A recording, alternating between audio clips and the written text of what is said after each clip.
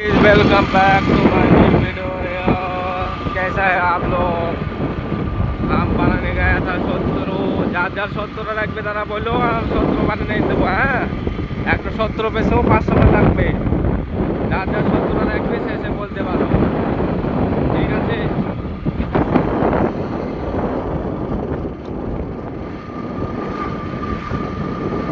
এই দেখো সব বিল্ডিং বিল্ডিং সব আছে, সব 70 বানাতে গেছিলাম। এই দেখো বেড়াতে লাগছে।